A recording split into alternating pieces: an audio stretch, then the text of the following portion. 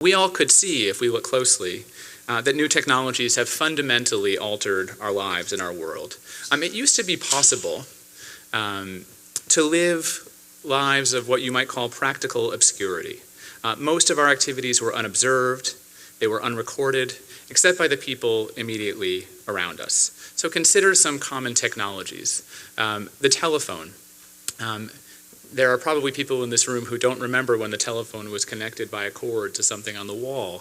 And certainly people in this room who don't remember being in public places and actually going into a booth, closing the door, putting in a coin, and making a phone call. Last year, the New York Times, in an interesting article, said maybe we shouldn't call the things that we carry around in our pockets phones anymore, because one of the rarest activities that we use them for is actually talking on the phone. A better word for it would be tracker. Or as we call it at the ACLU, the little police officer in your pocket. That device, in order to work at all, is connecting every few seconds or minutes to cell phone towers in order to give reception, to satellites sometimes for GPS location, and it's broadcasting its precise location in order to do that.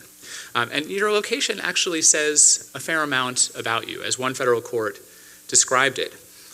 Location data can reveal whether a person is a weekly churchgoer, a heavy drinker, a regular at the gym, an unfaithful husband, an outpatient receiving medical treatment, an associate of particular individuals or political groups, and not just one such fact about a person, but all such facts.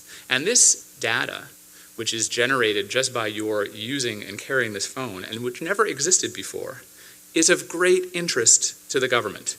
We've learned that governments make millions of requests per year to cell phone companies to get information about cell phone location and usage. And there is a very spotty legal regime protecting that data. We'll come back to that later. That little cell phone, that little tracker, is also a computer. It stores your communications, your photos, all kinds of sensitive information.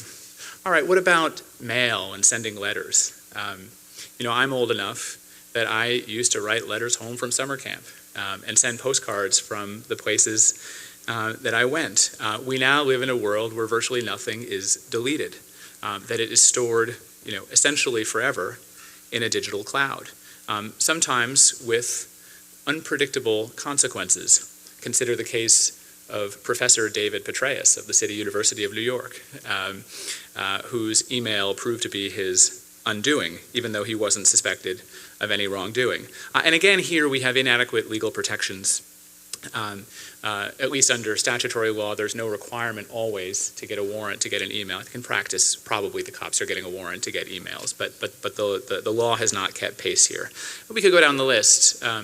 Newspapers, we used to actually put a quarter in a box and pull a newspaper out. Most of you, probably all of you, consume your news online.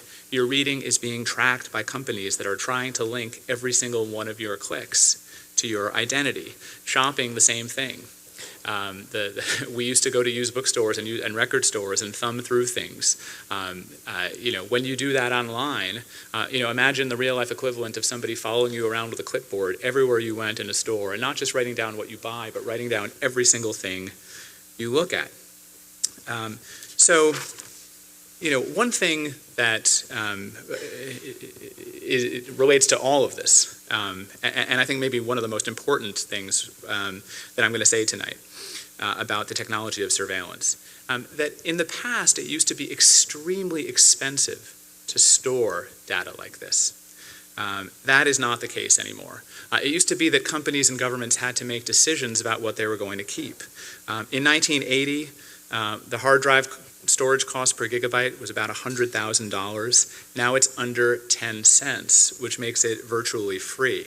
And what that means is that for the first time in human history, it's technologically and financially feasible for governments and corporations to record everything we say and do, phone conversations, emails, movements, associations, and to store them forever. And this is really an important point, because I think that in the past, our privacy was protected as much by cost as it was by law. Governments simply had to make decisions about who they were going to follow.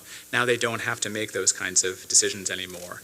And so you get brilliant bureaucrats like the NSA's Keith Alexander, whose mantra was, collect it all, collect it all.